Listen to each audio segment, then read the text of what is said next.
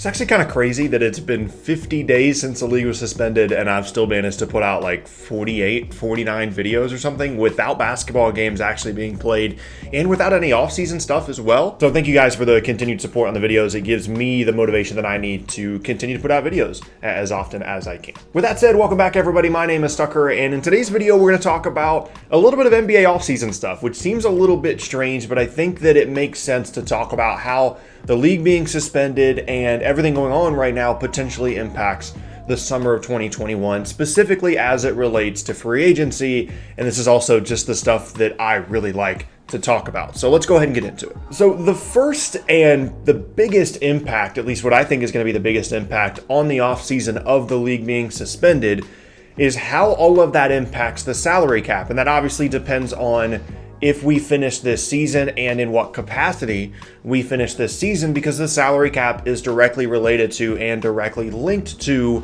the revenue that the league is bringing in. And as of right now, nobody really knows how exactly that's going to pan out. Like, nobody really knows how much revenue is being lost. Nobody really knows how much that's going to impact the cap, if it's just going to be a direct one-to-one thing, or if they're going to figure out some other kind of solution. Now, in theory, the salary cap should drop significantly along with a significant decrease in league revenue, but they could come up with another solution for that, like I said. And really, there's two scenarios here, and it's really important to kind of go into both of these because there are a lot of player options for this offseason and for this upcoming free agency period. And obviously the amount of cap space available is going to have a big impact on whether those guys want to opt in or out of their player options. So scenario one would be that the league finds out a way to, at the very least, smooth out the cap decrease or just eliminate it altogether, and for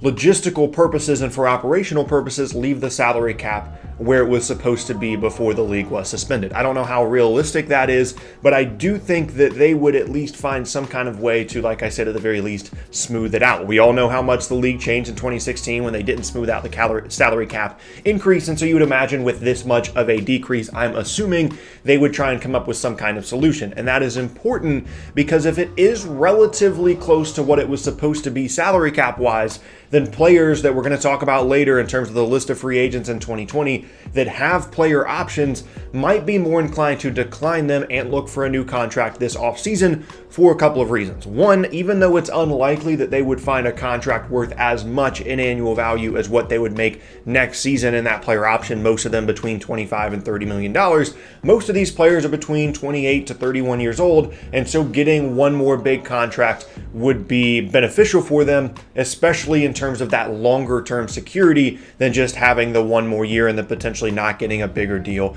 next offseason, because we all know that the summer of 2021 is more than likely going to be another big free agency spending period, and there's going to be a lot of big name free agents available in that summer. Now, the counter to that would be, well, if there's going to be all this cap space in the summer of 2021, not all these teams are going to be able to sign these big max players, and then maybe there'll be some leftover money for some guys like this that opted into their player option and then become free agents in the summer of 2021. And although that is true, I would imagine that most of them would not want to risk potentially getting injured or just decreasing their value due to their production and their performance in the 21 season, and they would rather just opt out this offseason, sign a new long-term deal while there's less competition on the open market. Again, assuming that the salary cap is at least relatively similar to what it was always supposed to be before the league was suspended. Now, the second scenario and the second option here is that the salary cap decreases significantly in correspondence with a significant decrease in league revenue as a result of the league not only being suspended, but potentially canceling this season and not finishing the regular season or the postseason. That would significantly decrease the revenue of the league and as a result decrease the salary cap of the league as well, assuming they don't come up with some other solution. And in that scenario, obviously all these guys that have player options that we're going to get to later would opt into those deals. If they're making, $27 million next year and there's literally no salary cap space available, then it doesn't make any sense for them to opt out of their contracts. And so obviously in this scenario, when the salary cap goes down a ton, it's going to be a really tough market for players to find new deals, and obviously really difficult for teams to bring in new players as well. Now, the only other thing here to mention is that I would imagine that this wouldn't be so direct as to the league just saying, okay, all the players are going to keep their exact same salary amounts and cap hits, but the cap is going to go down significantly because the league just wouldn't be able to operate, right? Like there'd be no cap space. You wouldn't be able to bring in any new players. And so maybe there would be a proportional decrease in the cap hit and the salaries of the players corresponding with the decrease of the salary cap. So that even though there is less overall money to spend as a result of the decrease in revenue and the decrease in salary cap, proportionally everything is still the same. And so logistically, pretty much everything works the same as it normally would. Now, I don't know if any of that's going to happen. I have no information on that whatsoever, but that's just kind of how I'm thinking this whole offseason is going to go, is a couple of different scenarios. And ideally, the league is going to be proactive in finding a solution when it comes to this.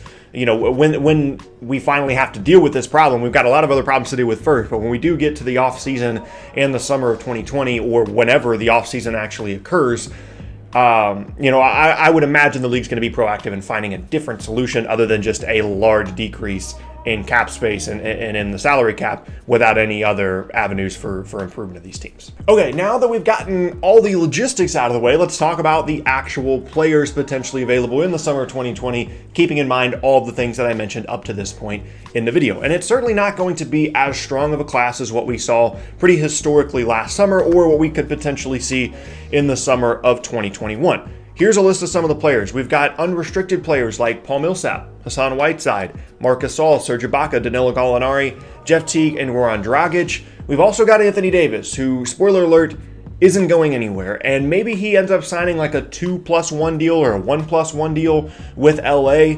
But there's no way that he leaves the team this year. Maybe he leaves open the option to leave once LeBron is done with the Lakers, but he is not going anywhere. And then you've got some of the player option guys like I talked about, Andre Drummond, DeMar DeRozan, potentially Otto Porter Jr. These are a couple of players that are going to be making around $26, $27 million for next season if they opt into their player option, or they could opt out and look for that longer term security, as I talked about earlier in the video. And this is one of the reasons why the Detroit Pistons traded away Andre Drummond like they did. And it didn't really make a ton of sense at the time because they got back very limited value, but they were so low on Andre Drummond that they didn't want him to be there to potentially opt into his player option for next season, which it appears as though he will, and that's why he was traded away. It was essentially a salary dump of a player that could opt in, and it looks like he will. So overall, doesn't look like a great free agency class, right? But there are some options here for teams that could potentially be looking for bargains. Paul Millsap has made a ton of money over the last couple of years, and he's had some injury issues.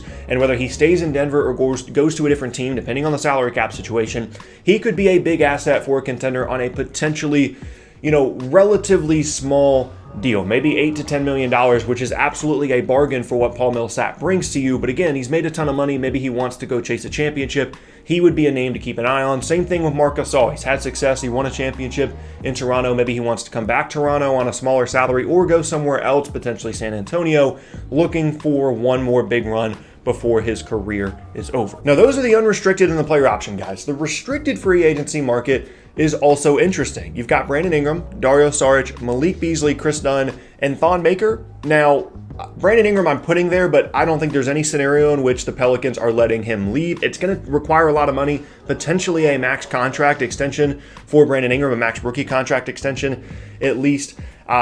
But there's no way they're letting him leave after him having such a great season, being one of the focal points of the Anthony Davis trade. There's no way that he's leaving. A couple other guys that I am at least mildly interested in, at least the situation of their restricted free agency, is Dario Saric. If he even gets a qualifying offer, I don't know, but I do think that he still has some talent. And the other big one here is Malik Beasley, a player that really took advantage of increased opportunity in Minnesota towards the end of the year last year, towards the end of this season, actually, after he was traded from Denver to Minnesota, put up some big scoring numbers. How much is that going to increase his value? Is this the guy that's going to be making $15 million a year? And if so, is that good value for Minnesota? I'm really intrigued by the Malik Beasley thing, because this could be a situation where another team shows up and they say, hey, we want to give Malik Beasley, 4 years, $75 million. And the Timberwolves are like, I don't know if we want to match that or not. So lots of different interesting things to talk about there in the restricted free agent avenue as well. So ultimately, 2020 NBA free agency is going to be really, really weird. We don't have any indication right now of what the salary cap is going to look like, nor do the teams within the NBA right now either, which makes it exceptionally difficult to plan ahead. You don't know if you're going to get an opportunity as a player to increase your value with a big postseason performance if you're an upcoming free agent, because you don't know if the postseason is going to happen. You don't know where the salary cap is going to land. You don't know which players are going to be opting in and opting out. I would imagine, this would be just my educated guess, players are going to be extremely conservative about their contract options for next season. If their incumbent team offers them a good contract initially, they're probably going to take it. If a player has a significant player option for next season, they're probably going to opt in.